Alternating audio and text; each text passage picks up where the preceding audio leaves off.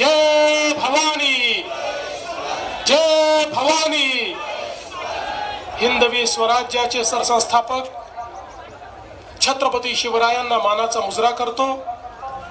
भारतीय राज्यघटनेचे शिल्पकार भारतरत्न डॉक्टर बाबासाहेब आंबेडकर यांना मानवंदना अर्पित करतो।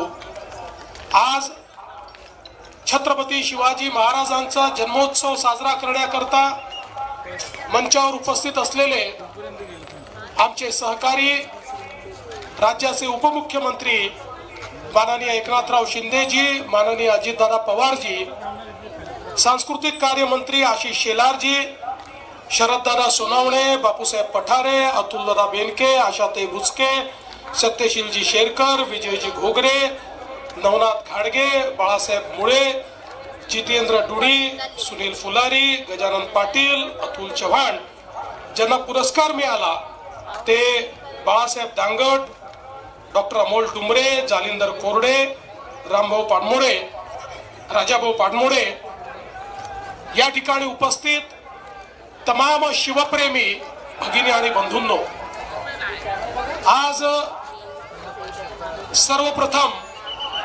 जगभरातील शिवप्रेमींना छत्रपती शिवरायांच्या जन्मोत्सवाच्या मी मनापासून शुभेच्छा देतो।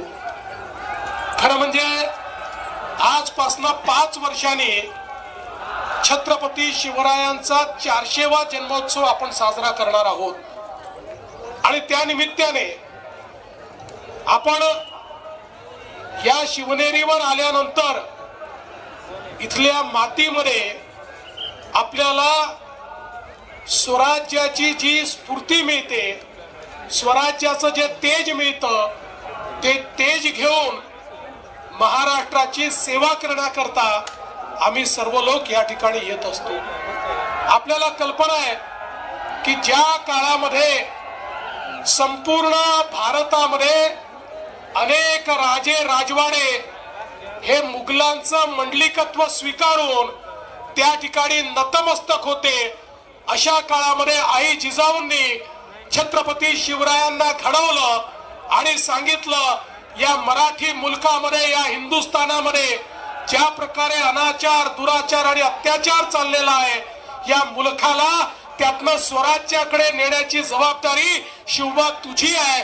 आणि छत्रपती शिवरायांनी हातामध्ये तलवार घेतली, 18 पगड जातीच्या लोकांना एकत्रित केलं, मावळ्यांची फौज तयार केली आणि देव, देश आणि धर्माची लढाई सुरू केली आणि खऱ्या अर्थानं स्वराज्य स्थापन करून पहिल्यांदा भारताचा आत्माभिमान जागृत करण्याचं काम जर कोणी केलं असेल तर ते छत्रपती शिवाजी महाराजांनी केलं।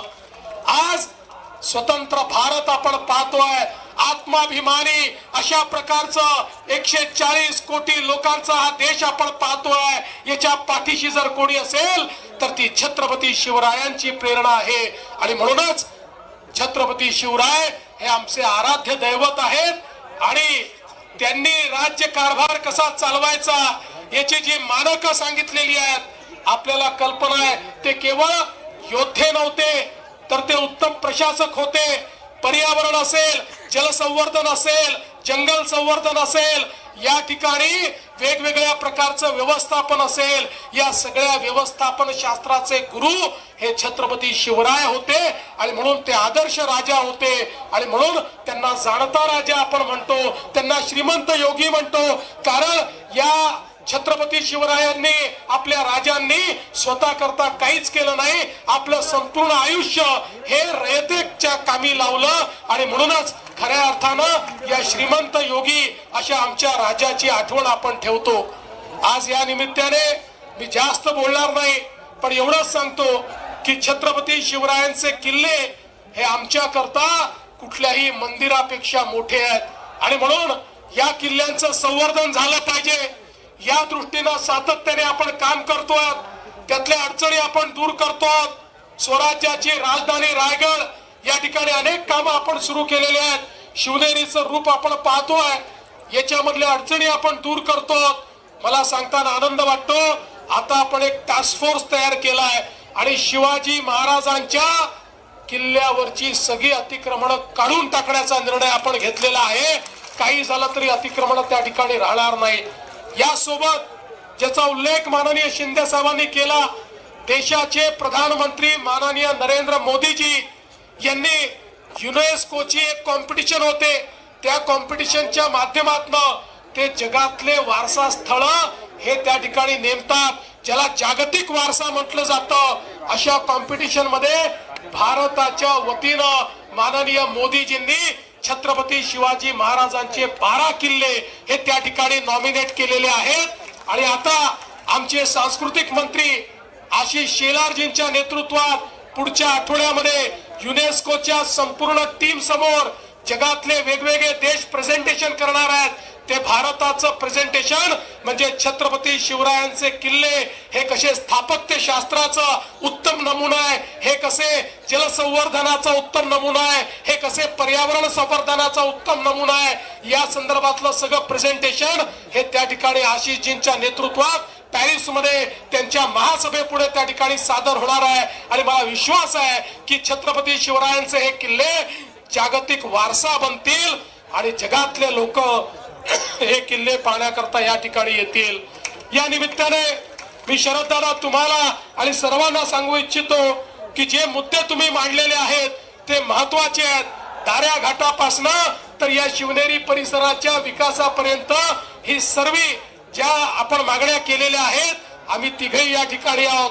आम्ही तिघही या ठिकाणी शासक नाही आहोत, आम्ही छत्रपतींचे मावळे आहोत, आम्ही सेवक आहोत. त्यामुळे छत्रपतीचे सेवक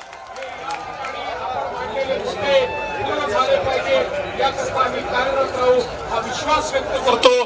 पुन्हा एकदा चारही पुरस्कर्त्यांचं मनापासून स्वागत करतो, अभिनंदन करतो आणि संपूर्ण जगातील शिवप्रेमींना छत्रपती शिवरायांच्या जयंतीच्या शुभेच्छा देऊन माझं बोलणं संपवतो. धन्यवाद. जय हिंद, जय महाराष्ट्र, जय शिवराय.